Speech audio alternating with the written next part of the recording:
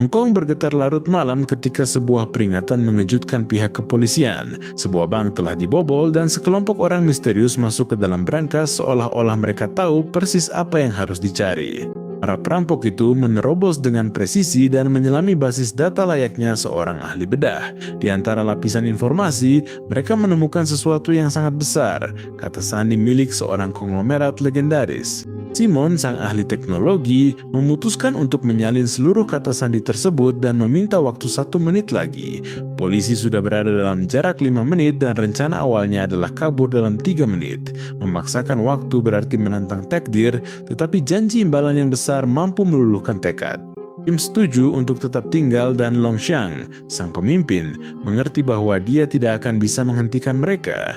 Dia memilih untuk melindungi rekan-rekannya sementara waktu berdetak layaknya sebuah gilotin. Polisi memasuki pintu utama dan langkah kaki mereka bergema di lorong. Long Xiang memerintahkan evakuasi dan jalan keluar melalui lift menjadi satu-satunya harapan yang coba mereka raih. Tiba-tiba, mereka berhadapan langsung dengan para petugas.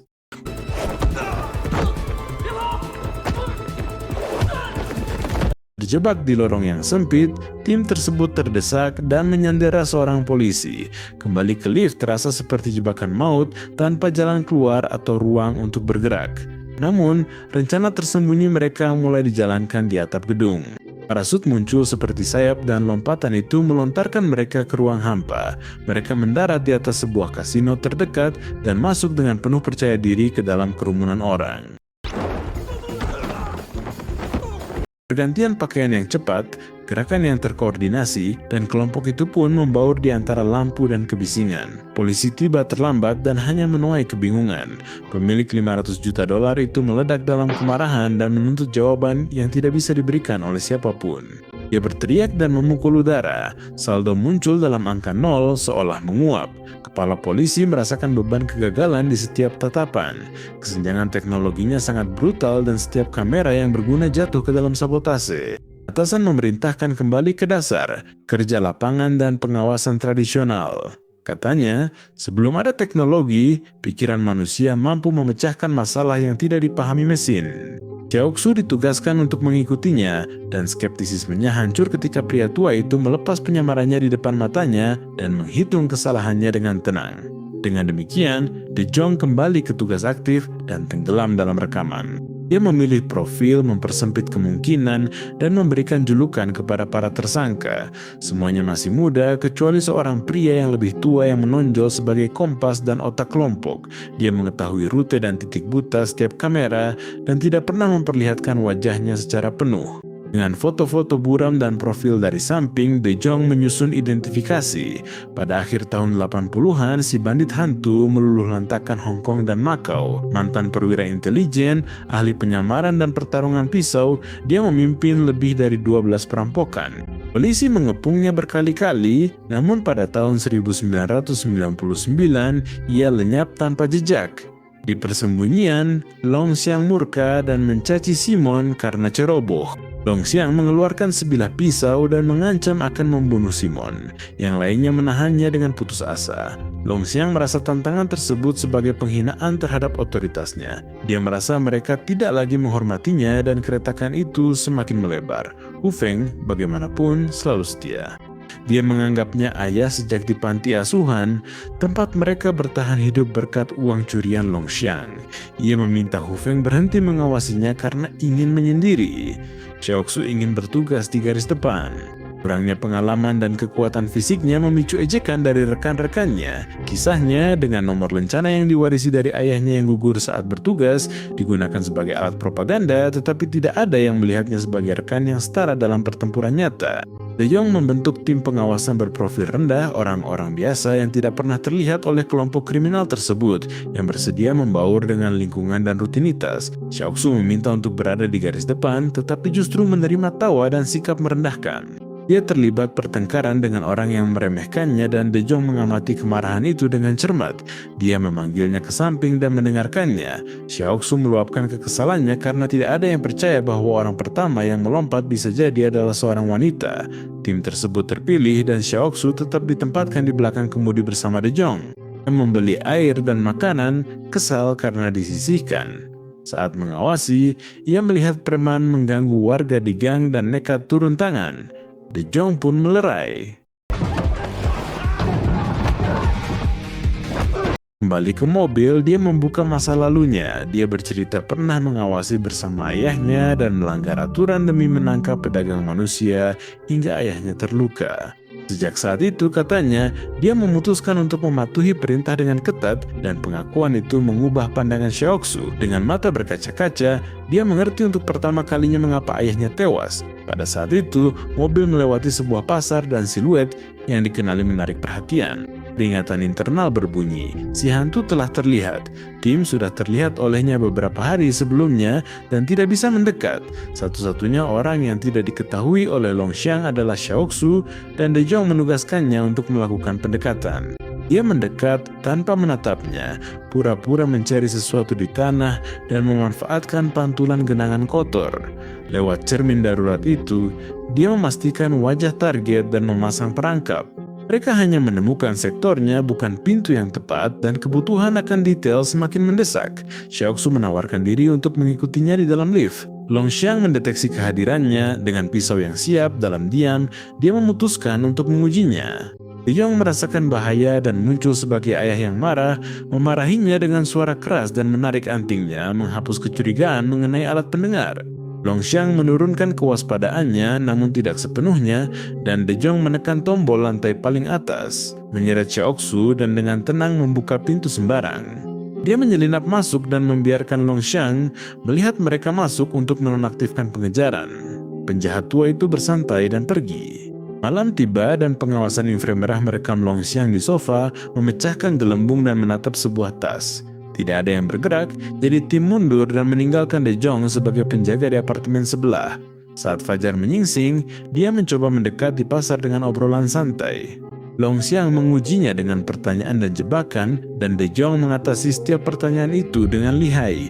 Dia mengundangnya makan di rumahnya dan permainan kepercayaan pun dimulai. Selama makan, Seok-soo berperan sebagai putrinya dengan natural, menyisipkan trik berteknologi tinggi dan mengkloning telepon yang ada di atas meja tanpa menimbulkan kecurigaan.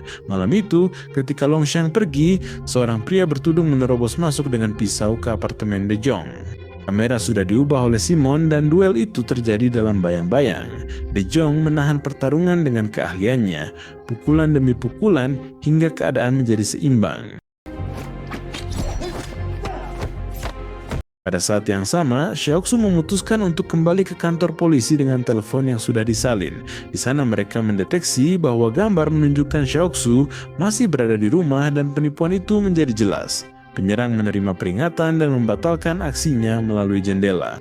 Mereka menemukan De Jong dan Seok-soo tetapi tidak memberitahu Longxiang. Polisi menyimpulkan adanya perpecahan internal di dalam kelompok tersebut. Mereka menduga mereka ingin menggunakan Longxiang sebagai umpan, dan karena itulah mereka tidak akan menyentuhnya. Upaya pembunuhan itu adalah sebuah percobaan untuk menciptakan kekacauan dan menyelamatkannya, dan dengan rencana yang gagal itu akan ada langkah baru. Simon mulai merekrut tentara bayaran secara daring untuk merampok berangkas digital. 3 hari kemudian Longxiang keluar dan tim mengikutinya seperti bayangan. Tiba-tiba, sebuah mobil menabrak bagian depan kendaraan De Jong dan Seok-soo tepat di depan kantor polisi.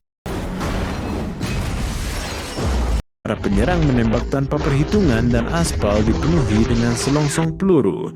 Seok-soo sadar lebih dulu, mencoba membangunkan De Jong dan seorang preman membidiknya. Dia bereaksi, mengambil senjatanya, meluncur keluar dan melumpuhkan beberapa orang.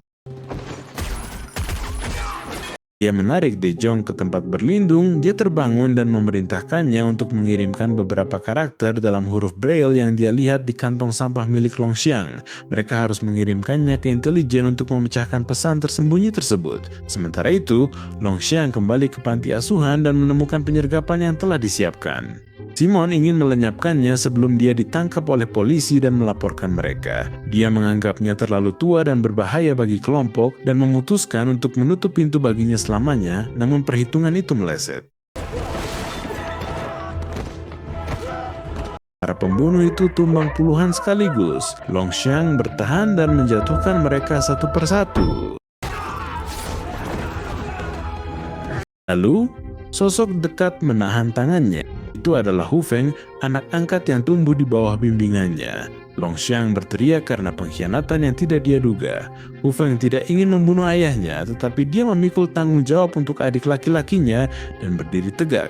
Mereka menodongkan senjata satu sama lain dan kesetiaan terluka dalam diam. Long Xiang tidak tega untuk menghabisinya dan hanya menampar wajahnya. Hu Feng, tanpa kemampuan untuk membalas pukulan, melompat ke ruang hampa bersamanya.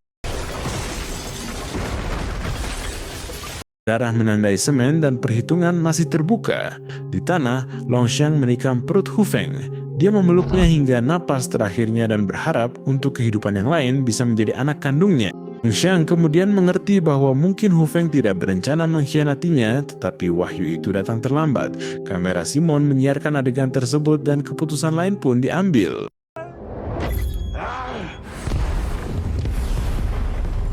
Ledakan menghancurkan lorong dan jendela serta asap menutupi segalanya. Polisi menerobos di antara sisa reruntuhan dan menemukannya masih hidup, kalah namun masih bernapas. Long Xiang mengumumkan bahwa dia bersedia bekerja sama untuk menangkap kelompok tersebut. Secara paralel, mereka menangkap para penyerang di markas polisi, tentara bayaran tanpa kesetiaan atau informasi. Target komando tersebut adalah 10 miliar dolar dalam bentuk uang kotor. Dana itu disimpan oleh polisi sebagai bagian dari proyek digital. Mereka tidak bisa mengakses saldo tanpa kata sandi, tetapi Simon dan kelompoknya sudah mendapatkannya. Seluruh serangan terhadap kantor polisi bertujuan untuk mencuri akun di server tersebut, dan mereka berhasil dengan membuka celah dalam sistem. Simon terlambat menyadari bahwa Long Xiang tidak bingung atau berniat mengkhianati mereka. Dia bermain untuk kepentingan polisi guna mengalihkan perhatian, dan kini pemahaman itu datang dengan luka yang terbuka. Polisi melacak kendaraan mencurigakan dan menghubungkan mereka di sebuah hotel. Serangan pun diaktifkan dan beberapa orang jatuh di bawah tim pengawasan. Penyamaran menjadi tidak berguna di depan mata terlatih yang sudah mengetahui trik mereka. Saat dibawa, Long Xiang lumpuhkan pengawal lalu kabur.